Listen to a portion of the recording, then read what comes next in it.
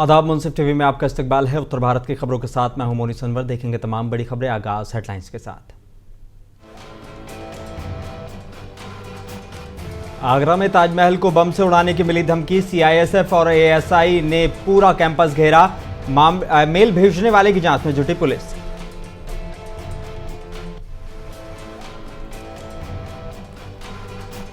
संभल हिंसा को लेकर उत्तर प्रदेश के कई जिलों में आजाद समाज पार्टी ने किया प्रदर्शन। चेयरमैन खुर्शीद मंसूरी बोले, बेकसूरों को इंसाफ दिलाने के लिए किया गया है प्रदर्शन।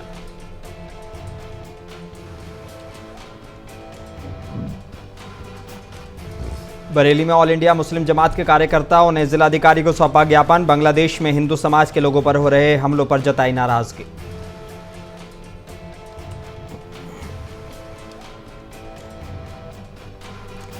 और आगरा पहुंची राज्य महिला आयोग की अध्यक्ष बबीता चौहान। महिलाओं की शिकायतों को सुना गया, अधिकारी भी रहे मौजूद।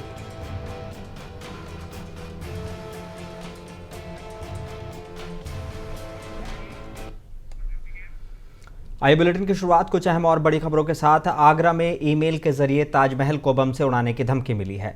मेल आने के बाद पुलिस महकमे में हड़कंप मच गया। पुलिस बिना देरी किए बम निरोधक दस्ता सहित अन्य टीमों के साथ ताजमहल पहुंच गई और जांच में जुट गई है। साथ ही मेल करने वाले का भी पता लगाया जा रहा है। मामले की जानकारी देते हुए पुलिस अधिकारी का कहना है कि एक मेल के जरिए ताजमहल को उड़ाने की धमकी अज्ञात के द्वारा मिली है। मेल आने के बाद आसपास की सुरक्षा और बढ़ा दी गई है। साथ ही ये पता लगाने की कोशिश की जा रही है कि मेल किसने और कहां से भेजा है। हालांकि ये पहली दफा नहीं है जब ताजमहल को बम से उड़ाने की धमकी मिली है। इससे पहले भी ऐसे धमकी भरे मैसेज और कॉल आ चुके हैं। तब पुलिस अधिकारियों ने मामले की जांच कर धमकी देने वाले को गिरफ्तार किया था।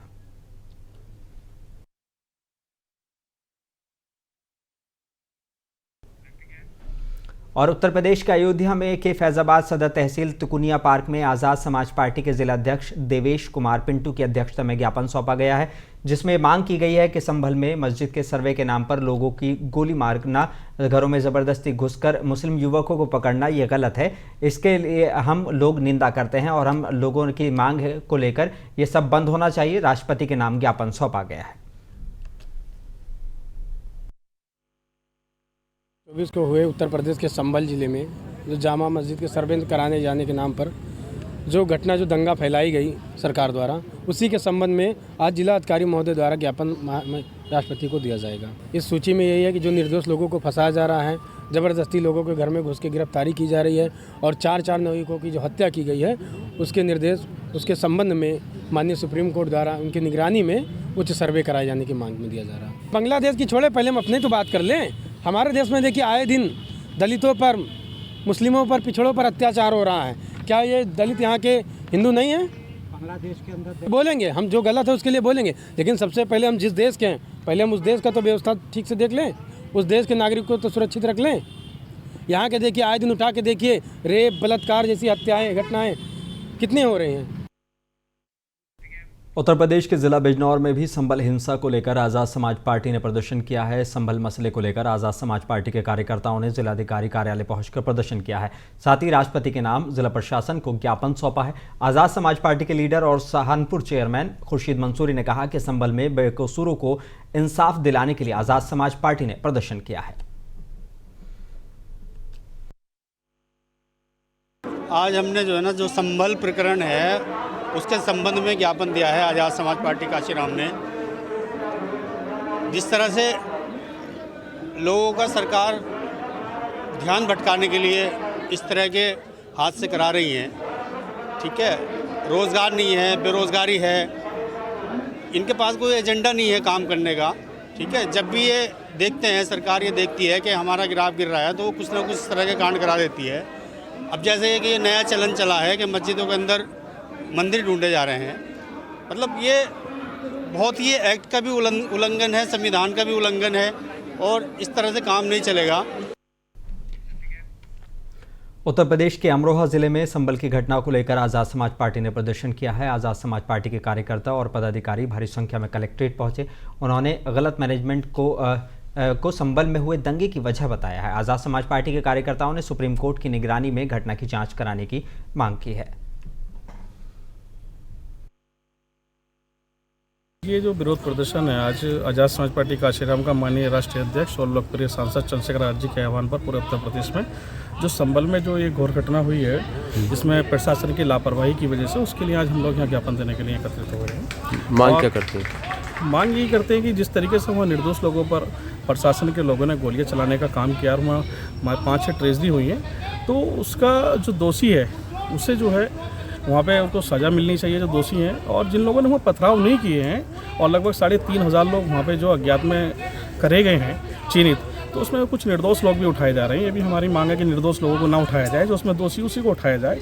और हम मांग करते हैं कि इसकी जो CBI जाँच होनी चाहिए। और ऐसा तो हमने पहली बार देखा इस भारत के अंदर कि अभी कहीं याचिका डाली गई हो और 2-3 घंटे के अंदर सर्वे का आदेश हो गया हो, तो कहीं ना कहीं इसके अंदर तो बू आ रही है कि जो सत्ता का हनन ये लोग कर रहे हैं बैठ के। उत्तर प्रदेश के बिजनौर के कोतवाली देहात थाना इलाके के बरूकी इलाके में महिलाओं ने लेखपाल पर 50,000 रुपए की रिश्वत मांगने और नहीं देने पर निर्माण कार्य रुकवाने और दीवार गिराने का आरोप लगाते हुए हंगामा किया है। घटना की वीडियो सामने आई है। पुलिस ने मौके पर पहुंचकर गुस्साए लोगों को शांत कराया। जानकारी के मुताबिक बरूकी गांव निवासी अनीता, गीता और सुनीता ने डीएम को प्रार्थना पत्र देकर बताया कि उनकी जमीन पर निर्माण के लिए लेखपाल ने नापतोल की अनुमति देने के बदले 1 लाख रुपए की रिश्वत मांगी थी। आरोप है कि पैसे नहीं देने पर 26 नवंबर को बुलडोजर लेकर उनका निर्माण कार्य तोड़वा दिया गया। वायरल हुई एक वीडियो में महिलाओं ने अन्य लोगों ने लेखपाल के खिलाफ आरोप लगाते हुए हंगामा करते दिख रहे हैं। पीड़ित महिलाओं ने डीएम से लेखपाल के खिलाफ सख्त कार्रवाई की मांग की है।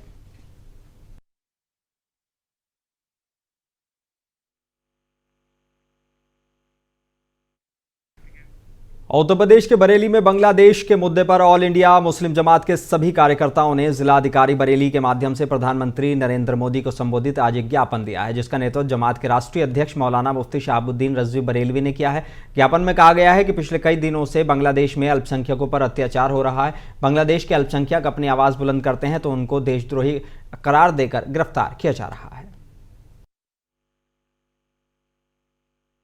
आज ऑल इंडिया मुस्लिम जमात के रजाकारों ने जिलाधिकारी बरेली को ज्ञापन दिया है और ये ज्ञापन प्रधानमंत्री के नाम है।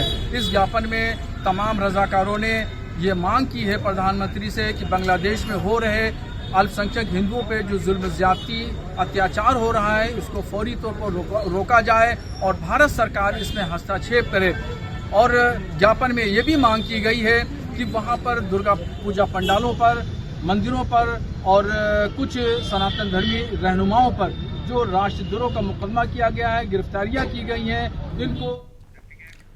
उत्तर प्रदेश के बांदा में आज भारतीय जनता पार्टी और हिंदुवादी संगठनों ने बांग्लादेश में हो रहे अत्याचार और बर्बरियत के खिलाफ जोरदार प्रदर्शन किया है। बांदा में हजारों की तादाद में लोगों ने एकजुट होकर गुस्से का इजहार किया है और प्रदर्शन जुलूस निकालकर कलेक्ट्रेट पहुंचे, जहां राष्ट्रपति को संबोधित ज्ञापन जिलाधिकारी के माध्यम से दिया गया है।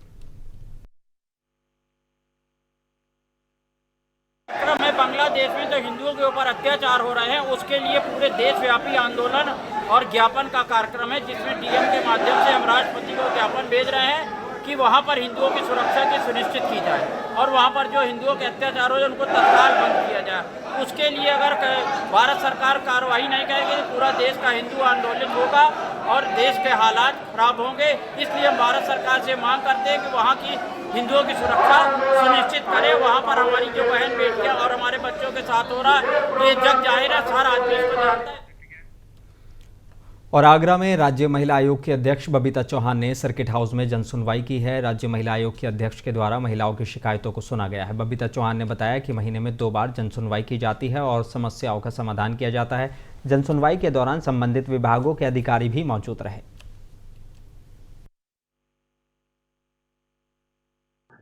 सुनवाई आज उद्देश्य है मेरा कि जितनी हमारी पीड़िता हैं, क्योंकि हमारे यहाँ महीने में 2 बार सुनवाई होती है और जितने हमारे पास केस आते हैं उनसे संबंधित अधिकारी हमारे यहाँ सब मौजूद रहते हैं और जितने जो भी समस्याएं हैं हम कोशिश करते हैं कि उनका तुरंत की तुरंत निस्तारण कराएं।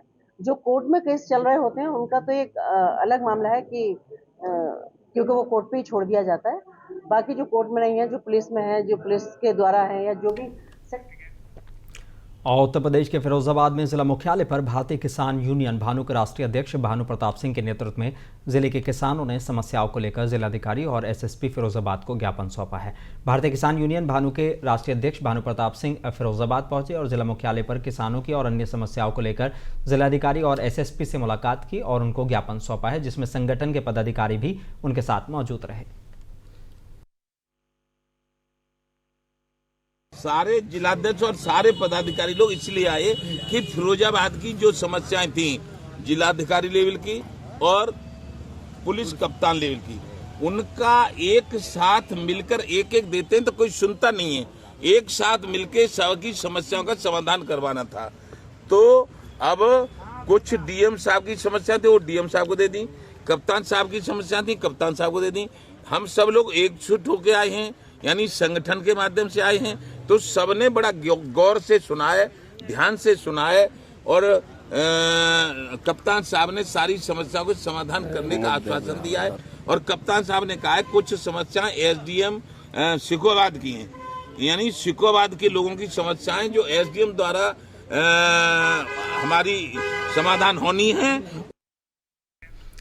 उत्तर प्रदेश के शाहजहांपुर जिले में करीब 3 बजे एक सनसनीखेज वारदात में ऑर्डिनेंस क्लोथिंग फैक्ट्री के रामलीला मैदान में युवक की झगड़े के बाद गोली मारकर हत्या कर दी गई। वारदात के बाद हत्यारोपी मौके से फरार हो गए। मौके पर पहुंचे एसपी राजेश एस ने बताया कि सीओसीटी के नेतृत्व में 3 टीमें खुलासे के लिए लगाई गई हैं। सदर बाजार क्षेत्र अंतर्गत जो ओसीएफ ग्राउंड है जो कैंट चौकी में आता है, यहाँ पे 25 उम्र का एक युवक को गोली लगने से मृत्यु हुई है। यहाँ हम लोग घटनास्थल निरीक्षण कर लिया गया है। अब आसपास लोगों से पूछताछ किया गया है और जो कैंट क्षेत्र में जो गार्ड्स लगे हुए हैं उन लोगों से भी पूछताछ किया गया है। पूछताछ करने से ये पता चल गया कि ये आपस में 2 लोग मारपीट कर रहे थे। उसके बाद एक व्यक्ति ने गोली चलाया है और कुछ। उत्तर प्रदेश के लखीमपुर खीरी जिले में पलिया नगर पालिका परिषद के अध्यक्ष पद के लिए उपचुनाव के लिए भारतीय जनता पार्टी, समाजवादी पार्टी और निर्दलीय उम्मीदवार में जोरदार टक्कर है और भाजपा और सपा ने अपने अपने उम्मीदवार फाइनल कर दिए हैं। दोनों दल एक दल जातिगत और अन्य समीकरणों को साध कर अपनी दावेदारी पेश करने की फिराक में है। बता दें कि इसी क्रम में पलिया नगर पालिका परिषद के लिए अध्यक्ष पद पर सपा से महमूद हुसैन ने नामांकन कराया है, जिसमें उनके प्रस्तावक गुरप्रीत सिंह जार्जी ने 10 लोगों के साथ पहुंचकर अपना पर्चा दाखिल किया। वहीं निर्दलीय प्रत्याशी आलोक मिश्रा ने सैकड़ों समर्थकों के साथ तहसील पहुंचकर अपनी पत्नी अनामिका मिश्रा और प्रस्तावक एडवोकेट जगदीश चंद्र सोनी के साथ नामांकन कराया। चुनाव के लिए पहले दिन 28 नवंबर को भाजपा नेत्री कुंता अग्रवाल, अरिजान और दिनेश यादव ने और दूसरे दिन 30 नवंबर को आलोक मिश्रा और भाजपा उम्मीदवार लक्ष्मी देवी, रवि गुप्ता और वरुण गुप्ता ने पर्चा खरीदा था, जबकि 30 नवंबर को ज्ञान प्रकाश, राजेंद्र सिंह और कांग्रेस पार्टी के उम्मीदवार मोइन खान ने पर्चा खरीदा था। कुल 11 लोग अध्यक्ष पद के लिए अपनी दावेदारी पेश कर रहे हैं।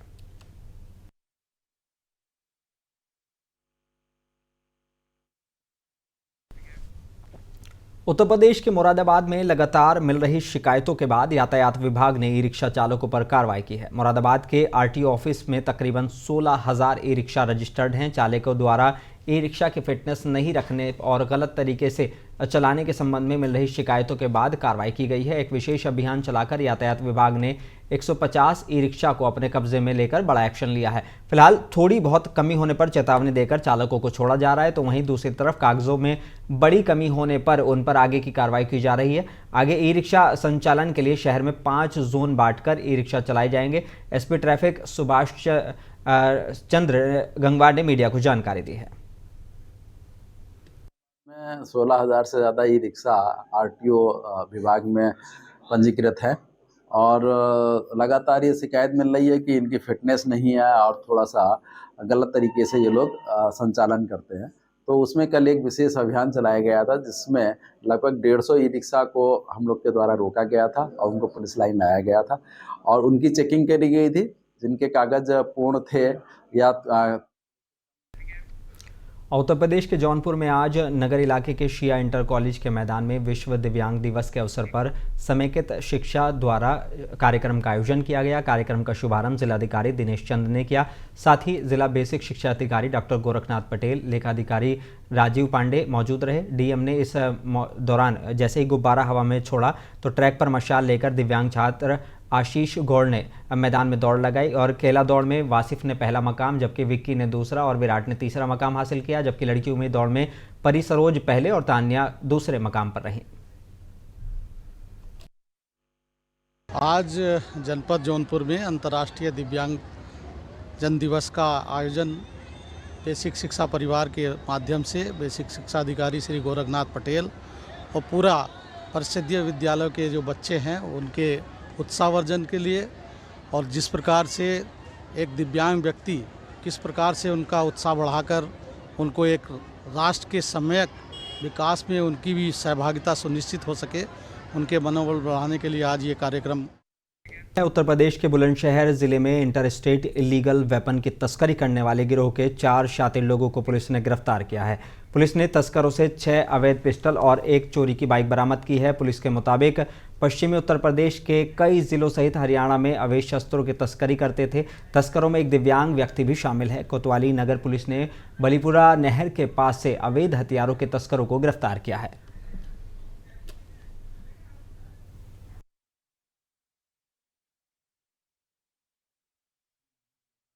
लोगों की गिरफ्तारी की गई है जिनके पास से कुल 6 पिस्टल्स बरामद हुई है।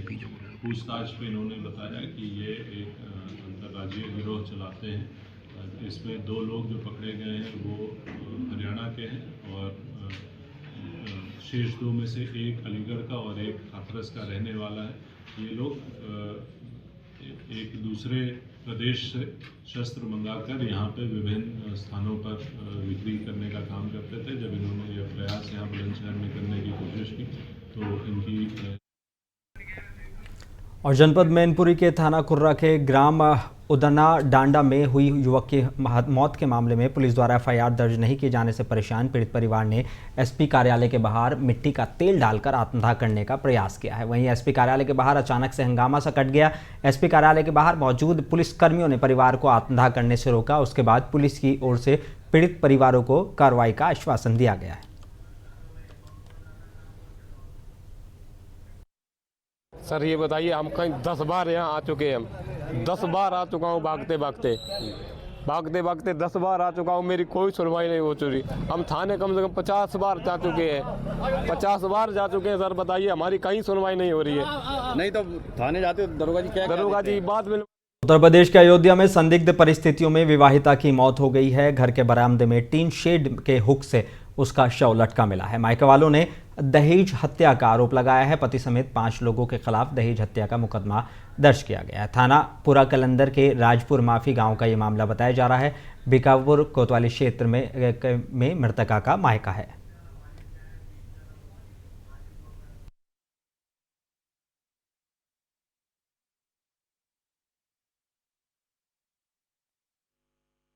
मुकेश और ये सबको लेकर विवाद हो रहा था पहले से भी। किस चीज़ का विवाद पहले भी दहेज के लिए हो रहा था। 19 तारीख को इनके यहाँ शादी थी, उसी में पहले से पीड़ित कर रहे थे, लेकिन उस पीरियड में उस शादी में 4 चक्का पा गए। उसको लेकर तब से ज़्यादा उल्लंघन हुई इनके घर में।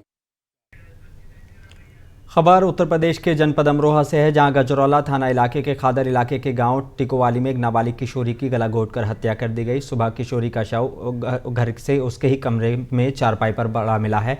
नाबालिग के नीचे के कपड़े अस्त व्यस्त थे। फिलहाल एसपी और एएसपी सहित भारी पुलिस बल मौके पर मौजूद है और फॉरेंसिक टीम डॉग स्क्वाड मौके पर पहुंचकर घटनास्थल का बारीकी से निरीक्षण कर रही थी। मृतका के परिजनों की तहरीर के आधार पर आरोपियों के खिलाफ मुकदमा दर्ज कर लिया गया है और एक आरोपी से पूछताछ की जा रही है।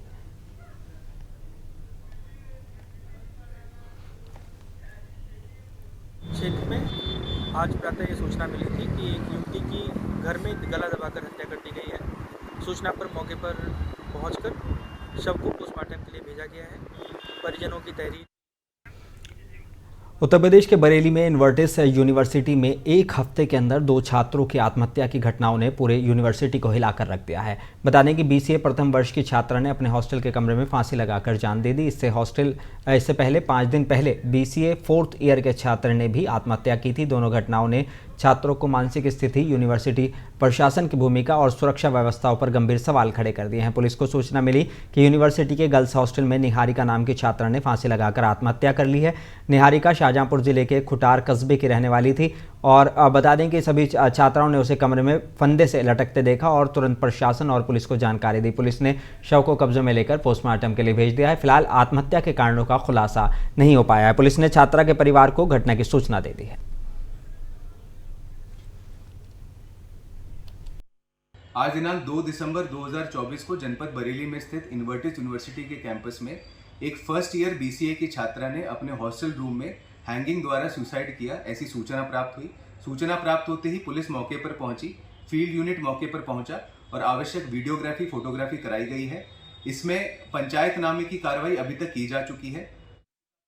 झांसी के सीपरी बाजार थाना इलाके के शिवनी ढाबे के पास डिवाइडर से टकराकर एक बाइक सवार शख्स की मौत हो गई। सड़क दुर्घटना में जिस शख्स की मौत हुई है उसके 8 दिन के नवजात बच्चे की 21 नवंबर को मौत हो गई थी। महारानी लक्ष्मीबाई मेडिकल कॉलेज में 15 नवंबर की रात हुए भीषण अग्निकांड में रेस्क्यू किए गए नवजात बच्चों में से इस 8 दिन के नवजात बच्चे की मेडिकल कॉलेज में इलाज के दौरान मौत हो गई थी, जिसके पिता की सड़क दुर्घटना में अब मौत हो गई है। एक शख्स ने 11 दिनों के भीतर अपना पोता गंवाया और फिर अपना बेटा गंवा दिया। एक महिला ने पहले अपना नवजात बच्चा गंवाया और फिर अपने पति को गंवा दिया। पूरे परिवार पर दुखों का पहाड़ टूट चुका है। सुबह बॉबी आदिवासी अपने दोस्त के साथ बाइक पर सवार होकर कहीं जा रहा था। इस दुर्घटना में 25 वर्षीय बॉबी की मौत हो गई और उसका दोस्त भीमा वंशकार जख्मी हो गया, जिसे इलाज के लिए मेडिकल कॉलेज में भर्ती कराया गया है। काम के लिए तो अज्ञात वाहन ने टक्कर मारी पीछे से। क्या हुआ उसमें?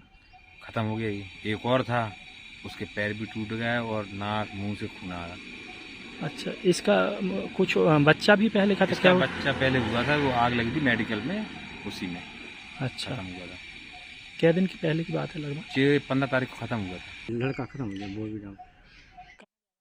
उत्तर प्रदेश के झांसी में कर्तव्यों का निर्वहन करते हुए शहीद हुए एक पिता की अंतिम इच्छा को उसके बेटे ने पूरा कर बहन की विदाई हेलीकॉप्टर से कराई है। जैसे ही हेलीकॉप्टर गांव में पहुंचा, एक कौतूहल का विषय बन गया। महिलाएं, बच्चे, बुजुर्ग दौड़कर हेलीकॉप्टर और उसमें सवार दूल्हा दुल्हन को अपनी मुस्कुराती निगाहों से निहारते रहे। आपको बता दें कि मध्य प्रदेश पुलिस में तैनात रहे शहीद मूल रूप से झांसी जिले के ग्राम पालर के निवासी राज बहादुर उन्होंने पूर्व में ठान लिया था कि वो अपनी बेटी पूजा की डोली हेलीकॉप्टर से विदा कराएंगे, लेकिन वक्त का चक्रता की ड्यूटी के दौरान अपने कर्तव्यों का निर्वहन समाज हित में कार्य करते हुए शहीद हो गए थे। उनका यह अधूरा सपना शहीद के बेटे यदुवीर सिंह ने पूरा किया और अपनी बहन को धूमधाम से हेलीकॉप्टर से उसको विदा कराया। कैसा अनुभव रहा? हेलीकॉप्टर में आप दुल्हन लेके आए हैं, कहाँ से ये कॉन्सेप्ट आया? काफ़ी अच्छा अनुभव रहा है। दरअसल क्या है कि आजकल ट्रेंड भी चल रहा है हेलीकॉप्टर में विदाइयों का। तो कुछ समय पहले हमारे यहाँ लोकल में एक विदा हुई थी और तब पूजा के पापा थे, उनकी इच्छा थी कि ऐसा। और बाराबंकी में रेलवे क्रॉसिंग पर एक युवक द्वारा ट्रेन को रोकने का प्रयास किए जाने का वीडियो सोशल मीडिया पर तेजी से वायरल हो रहा है। इस घटना ने रेलवे प्रशासन और स्थानीय पुलिस को सकते में डाल दिया। वीडियो में दिख रहा है कि युवक पटरी पर खड़ा होकर धीमी रफ्तार से आ रही ट्रेन को रोकने की कोशिश करता है। जैसे ही ट्रेन पास आती है, युवक तुरंत पटरी से हट जाता है। वायरल हो रहा वीडियो बाराबंकी की बड़ी लाइन रेलवे क्रॉसिंग का बताया जा रहा है। जब इस बड़ी लाइन से ट्रेन गुजर रही थी, इस दौरान रेलवे क्रॉसिंग से निकलकर एक युवक ट्रेन के सामने पटरी पर खड़ा हो जाता है। तभी सामने से धीमी गति से आ रही ट्रेन को रोकने का प्रयास करता है। हालांकि ट्रेन के नजदीक आते ही युवक पटरी से हट जाता है। इस दौरान ट्रेन के लोको पायलट ने चलती ट्रेन से युवक को डांटते हुए हटने को कहा। वीडियो देखकर युवक शराब के नशे में लग रहा है। उत्तर प्रदेश के हमीरपुर जिले में नेशनल हाईवे 34 पर जबरदस्त सड़क हादसा हुआ है। टैंकर और ट्रक में आमने सामने की टक्कर हो गई, जिसमें ट्रक और टैंकर दोनों के परखच्चे उड़ गए। मौके पर पहुंची पुलिस ने सभी घायलों को नजदीकी स्वास्थ्य केंद्र मोदाहा में भर्ती कराया। चिकित्सकों ने 2 लोगों को मृत घोषित कर दिया, जबकि 2 गंभीर रूप से घायल हैं, जिनको सदर अस्पताल रेफर कर दिया गया है। पुलिस ने दोनों अज्ञात मृतकों के शव को कब्जे में लेकर पोस्टमार्टम के लिए भेज दिया है।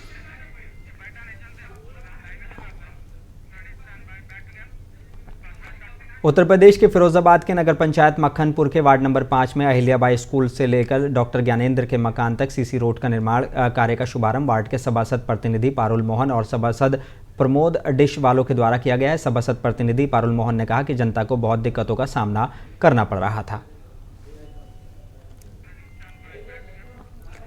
उत्तर प्रदेश के आजमगढ़ जिले में आरबी यूनिवर्सिटी अल जमियतुल अशरफिया के संस्थापक अल्लामा शाह अब्दुल अजीज़ मुहद्दिस मुरादाबादी हुजूर हाफिज मिल्लत का 2 दिवसीय उर्स का आगाज़ उनके आवास पर पुरानी बस्ती सुबह फजर की नमाज के बाद कुरान खानी किया गया। दोपहर जोहर की नमाज के बाद पुरानी बस्ती आवास में विशाल चादर जुलूस निकाला गया और चादर जुलूस में विभिन्न अंजुमनों ने शिरकत कर उनकी शान में मनक़बत पेश किया और अल्लामा शाह अब्दुल अजीज़ मुहद्दिस मुरादाबादी ने अरबी यूनिवर्सिटी अल जमियतुल अशरफिया की स्थापना की थी।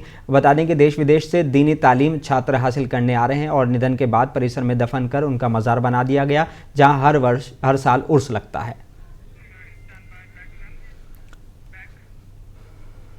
और नगर पंचायत कटरा गुलाब सिंह की अभिभावक प्रबंध समिति के चुनाव में सीमा मिश्रा को अध्यक्ष और मोहम्मद अनीस को उपाध्यक्ष चुना गया है। ये चुनाव राजनीतिक दबाव और कई मठाधीशों की सक्रियता के बावजूद शांतिपूर्ण और सकुशल संपन्न हुआ। चुनाव प्रक्रिया में खंड शिक्षा अधिकारी की भूमिका अत्यंत सराहनीय रही, जिन्होंने निष्पक्षता और पारदर्शिता बनाए रखने में महत्वपूर्ण योगदान दिया है।